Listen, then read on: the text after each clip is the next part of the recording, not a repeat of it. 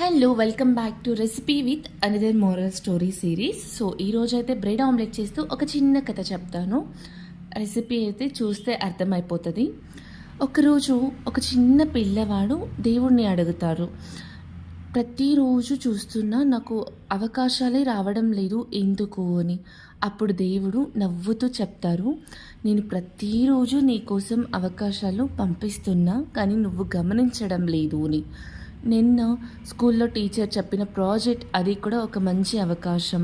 అలాగే పక్కింటి తాత మాట్లాడమన్నారు, అది కూడా ఒక మంచి అవకాశం. ఇలా ప్రతిరోజు పంపుతున్నా కానీ నువ్వే దాన్ని గమనించడం లేదు అని చెప్తారు.